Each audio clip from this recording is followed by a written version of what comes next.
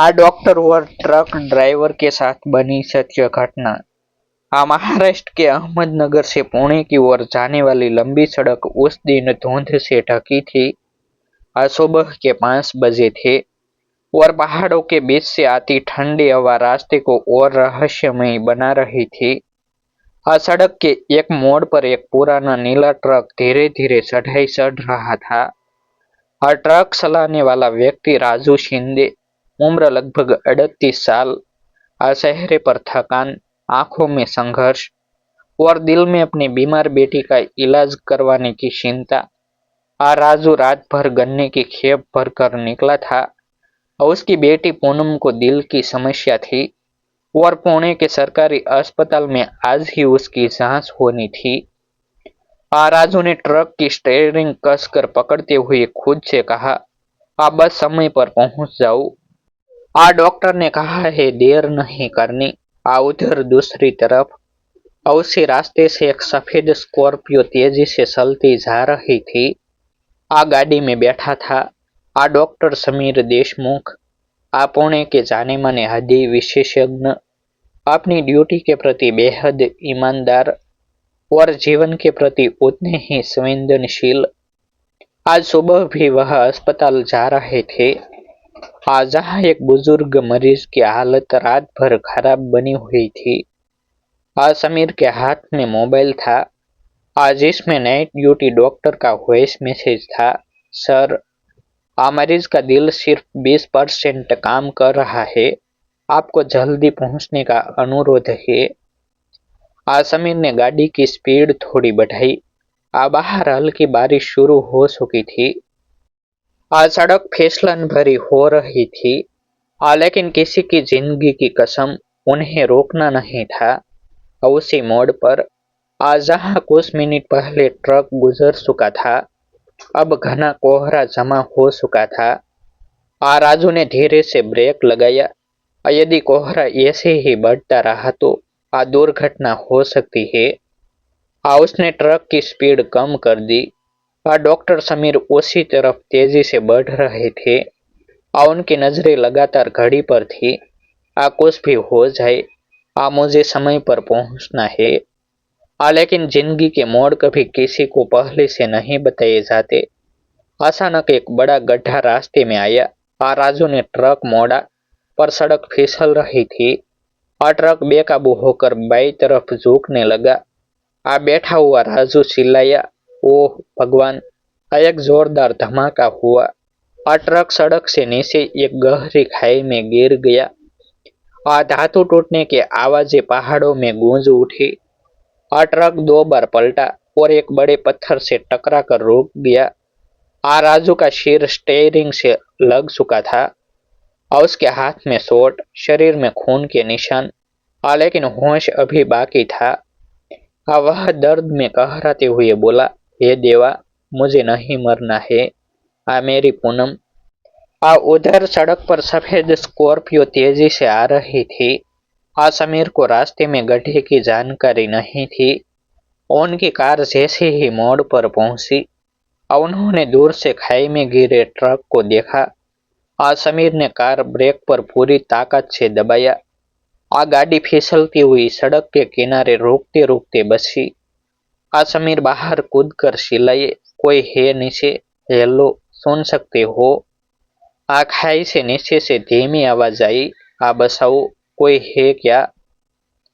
समीर ने बिना एक पल गवाए नीचे उतरना शुरू किया। ढलान फिसलन भरा था, लेकिन वह तेजी से उतरते गए।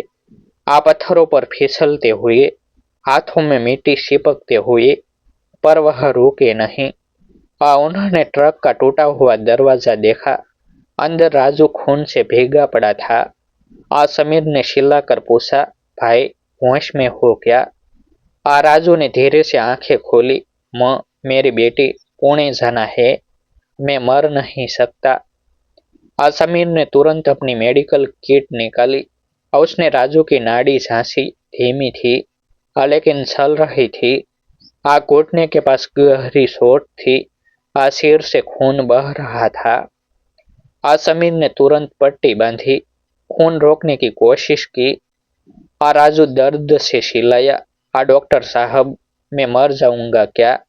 समीर ने दृढ़ आवाज में कहा, जब तक मैं हूं तुम मर नहीं सकते। तुम अपनी बेटी से जरूर मिलोगे, पहले शांत रहो। राजू की आंखों में उम्मीद की हल्की चमक आई। आज समीर ने अपना फोन निकाल कर एम्बुलेंस को कॉल किया, लेकिन नेटवर्क गायब। बारिश बढ़ चुकी थी। पहाड़ों में सिग्नल मिलना मुश्किल था। समीर ने फोन को ऊंचा उठाया। कई जगह धूमे, सिग्नल नहीं। उन्होंने खुद से कहा, अगर एम्बुलेंस नहीं आएगी तो मैं इसे खुद अस्पताल ले जाऊंगा। उन्होंने ट्रक का टूटा दरवाजा ज्यादा खोलने की कोशिश की, लेकिन मेटल टेढ़ा हो चुका था। समीर ने दोनों हाथों की पूरी ताकत लगाई, घुटनों पर जोर दिया, कंधे से धक्का मारा। दरवाजा धीरे धीरे टेढ़ा होकर अलग हो गया। राजू की गर्दन हिल चुकी थी।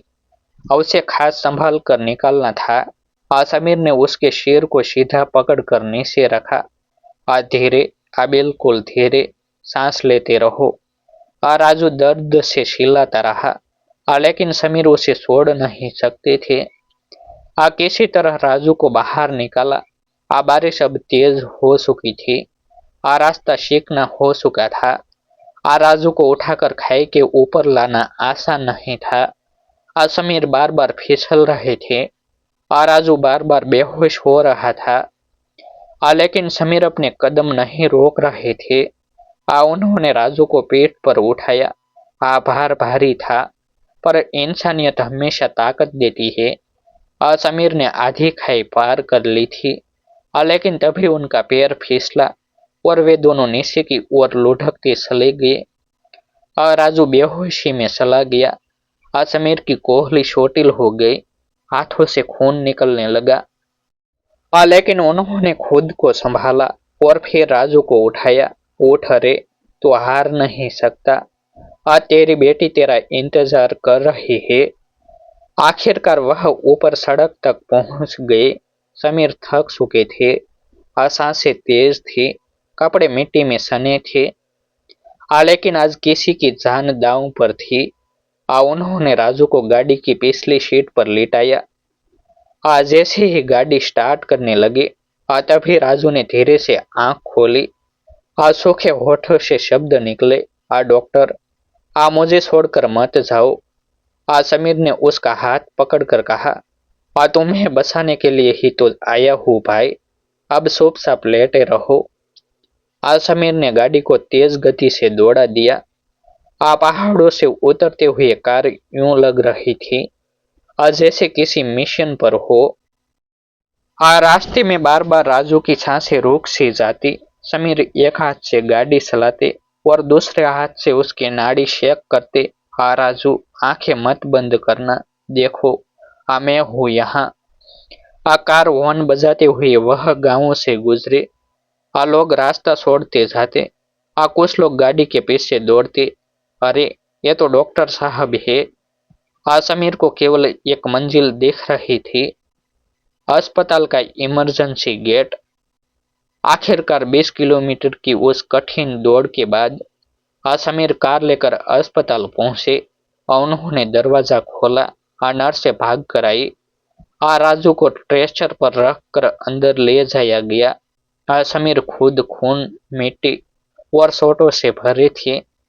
लेकिन वह किसी और डॉक्टर की तरह दूर नहीं खड़े रहे। वह स्ट्रेचर के साथ दौड़ते हुए अंदर गए। इसके सिर पर गहरी चोट है, ब्लड प्रेशर गिर रहा है। तुरंत सीटी स्कैन करो। नर्स एक साथ काम में लग गई। आज समीर वहीं खड़े रहे जब तक राजू पूरी तरह होश में नहीं आया। कुछ देर बाद राजू की आंखें धीरे धीरे खुली। उसने सामने डॉक्टर समीर को देखा, जो अभी उसके हाथ पर हाथ रखे बैठे थे। राजू की पहली आवाज, मेरी बेटी, वो ठीक हो जाएगी ना? समीर ने उसके माथे पर हाथ रखते हुए कहा, हम दोनों ठीक हो गए, अब तुम्हारी बेटी को भी ठीक कर देंगे। मैं खुद उसका इलाज करूंगा। राजू की आंख से आंसू बह निकले। हाँ मैं ट्रक ड्राइवर हूँ डॉक्टर साहब। हाँ मैं आपके जैसा बड़ा आदमी नहीं।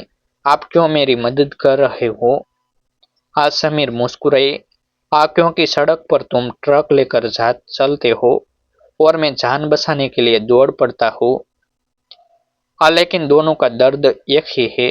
हम भी इंसान है और इंसानियत की कीमत सबसे बड़ी होती है। हाँ राजू ने हाथ जोड़ने की कोशिश की। हाँ लेकिन समीर ने उसके हाथ पकड़कर नीचे कर दिए। धन्यवाद बाद में कह देना, अभी आराम करो भाई। हाँ राजू मुस्कुरा दिया और उस मुस्कान में दर्द भी था और भगवान का आशीर्वाद भी। उस दिन दोनों नहीं जानते थे कि यह घटना आने वाले समय में पूरे महाराष्ट्र में आग की तरह फैल जाएगी। अगले दिन सुबह अस्पताल के कॉरिडोर में हल्की धूप उतर रही थी। राजू बेड पर लेटा था, लेकिन उसकी हालत अब पहले से बेहतर थी। सिर पर पट्टी, हाथ में ड्रिप, चेहरे पर थकान, मगर आंखों में उम्मीद लौट आई थी। तभी कमरे का दरवाजा खुला और भीतर डॉक्टर समीर आए। उनके हाथ में रिपोर्ट और चेहरे पर एक शांत मुस्कान। राजू ने जैसे ही उन्हें देखा तुरंत उठने लगा। अरे नहीं, लेटे रहो, समीर ने धीरे से कहा। कैसा लग रहा है? राजू ने धीमे स्वर में कहा, साहिब अगर आप नहीं मिलते तो आज मैं जिंदा नहीं होता। मैं तो बस एक ट्रक ड्राइवर हूँ, पर आपने मेरी जिंदगी ऐसे बसाई जैसे मैं आपका अपना आदमी हूँ। समीर ने कुर्सी खींचकर उसके पास बैठते हुए कहा, राजू इंसान का पेशा बड़ा नहीं होता, दिल बड़ा होना चाहिए। तुम अपनी बेटी के लिए लड़ रहे थे और मैं अपनी ड्यूटी के लिए। उस सड़क पर हम दोनों एक ही वजह से मिले, किसी की जिंदगी बचानी थी। राजू की आंखें भर आई। साहिब मेरे पूनम का इलाज। समीर ने फाइल उसकी ओर बढ़ाई। चिंता मत करो, उसके लिए जो भी ऑपरेशन चाहिए होगा मैं खुद करूंगा। खर्चे की फिक्र मत करना। तुम्हारी बेटी अब मेरी भी जिम्मेदारी है। राजू रो पड़ा। वह डॉक्टर के पैरों पर गिरना चाहता था, पर समीर ने तुरंत उसे थाम लिया। ये क्या कर रहे हो? अभी तुम मरीज हो, खड़े भी मत होना। आज धन्यवाद कहना ही है तो तब कहना। आज जब तुम्हारी बेटी स्कूल जाकर हंसते हुए घर लौटे। कुछ दूरी से खड़ी नर्स से यह दृश्य देखकर भावुक हो गई। दोनों के चेहरे पर अलग अलग किस्म का दर्द था, लेकिन इंसानियत दोनों में समान थी। इस घटना की खबर 2 दिनों में पूरे महाराष्ट्र में फैल गई। लोग कहते, एक ने स्टीयरिंग पकड़ा, दूसरे ने स्टेथोस्कोप, पर दोनों ने मिलकर जिंदगी बचाई। और शायद यही कहानी लोगों को याद दिलाती है, इंसानियत अब भी जिंदा है। ऐसे ही नए नए वीडियो देखने के लिए हमारे यूट्यूब चैनल सब्सक्राइब करें। सभी पात्र काल्पनिक है।